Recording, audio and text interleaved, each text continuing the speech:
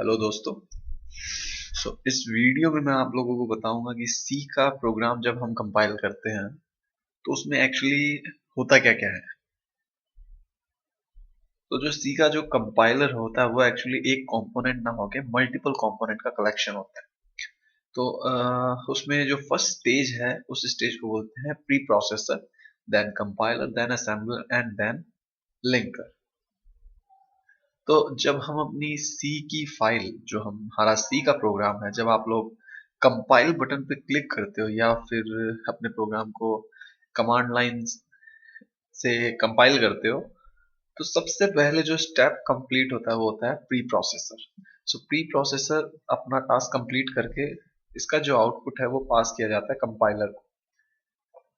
Compiler क्या करता है, कंपाइलर अपना टास्क इस पे परफॉर्म करता है जो कि इस कोड को असेंबली लैंग्वेज में कन्वर्ट कर देता है। अब ये असेंबली लैंग्वेज कंप्यूटर डायरेक्ट तो अंडरस्टैंड कर नहीं सकता। Computer can understand only machine language, उसे केवल मशीन लैंग्वेज समझ में आती है। तो इस मशीन असेंबली कोड को मशीन कोड में कन्वर्ट करने के लिए हमें एक कंपोनेंट चाहिए, so that is known as assembler. Assembler इस असेंबली को मशीन कोड में कन्वर्ट कर देता है। Here we are having object code. अब होता क्या है, जब हम सी के किसी प्रोजेक्ट पे काम करते हैं तो हम एक से ज्यादा फाइल्स पे काम करते हैं और हम किसी लाइब्रेरी को भी काम में ले रहे होते हैं। सो जो लास्ट कंपोनेंट है लिंकर, ये क्या करेगा, जितने भी हमारी ऑब्जेक्ट फाइल्स है सॉफ्टवेयर में और जो भी हम लाइब्रेरीज काम कर रहे हैं उन सब को कंबाइन करके एक सिंगल फाइल जनरेट करता है। अब हम वन बाय वन इनके टास्क देखेंगे। सो फर्स्ट स्टेज जो कि प्री प्रोसेसर है वो एक्चुअली करता क्या है। तो ये एक एग्जांपल लिया है। तो इस एग्जांपल में पहली लाइन तो एक कमेंट है, फिर हमने stdio.h हेडर फाइल इंक्लूड की है, main function and printf hello.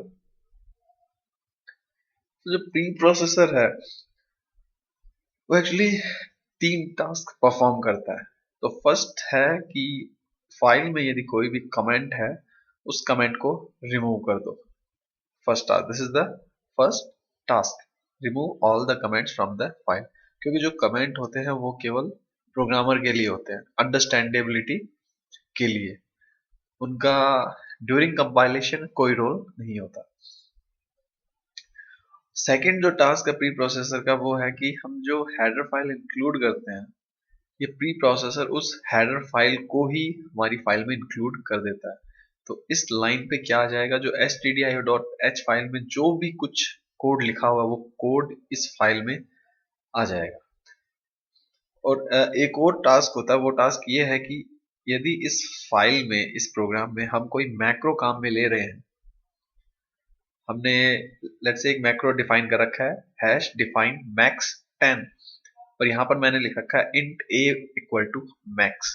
तो प्री प्रोसेसर क्या करेगा, जितने भी हमने मैक्रो हमारे प्रोग्राम में काम में ले रखे हैं ये उन मैक्रो पे उनकी वैल्यू को रिप्लेस कर देता है। प्री प्रोसेसर के तीन टास्क हो गए, comment remove and header file के कोड को फाइल में इंक्लूड करो, एंड लास्ट वन कि मैक्रो नेम को मैक्रो वैल्यू से रिप्लेस कर दो। ये तीन टास्क प्री प्रोसेसर परफॉर्म करता है हमारी सी की फाइल पे। अब जो प्री प्रोसेसर ने जो कोड प्रोसेस किया तो ये उसका आउटपुट था। अब कंपाइलर क्या करता है, इस फाइल को एज ए आउट इनपुट लेता है और इसको कन्वर्ट कर देता है असेंबली कोड में। असेंबली कोड एक्चुअली होता क्या है, इसमें निमोनिक्स काम में लिए जाते हैं। लाइक हमारे सारे ऑपरेशंस के लिए, लाइक जैसे हमें ऐड करना है तो उसके लिए कोई इंस्ट्रक्शन होगा ऐड, सब्ट्रैक्शन करना है सब, पुश मूव। तो ऐसे जो कोड है तो ये असेंबली कोड है। तो जो हमने ये प्रोग्राम लिखा है, एक लाइन का प्रोग्राम, ये एक लाइन का प्रोग्राम एक्चुअली इस असेंबली लैंग्वेज में कन्वर्ट हो जाता है। नेक्स्ट वीडियो में मैं आप लोगों को बताऊंगा ये स्टेप प्रैक्टिकली। कंपाइलर ने क्या किया, कंपाइलर ने इस फाइल को कन्वर्ट कर दिया असेंबली में। नाउ जैसा कि हम जानते हैं कि कंप्यूटर केवल मशीन लैंग्वेज को अंडरस्टैंड करता है, तो हमें इस असेंबली को मशीन में कन्वर्ट करने वाला एक कंपोनेंट चाहिए। सो हियर असेंबलर, असेंबलर इस कोड को कन्वर्ट कर देता है मशीन लैंग्वेज। तो machine language 01 language. Now let's say कि हम एक प्रोजेक्ट पे काम कर रहे थे और उस प्रोजेक्ट में हमने बहुत सारी सी की फाइल्स लिखी। उन सबको जब कंपाइल किया तो उतनी सारी मशीन कोड जनरेट हो जाते हैं।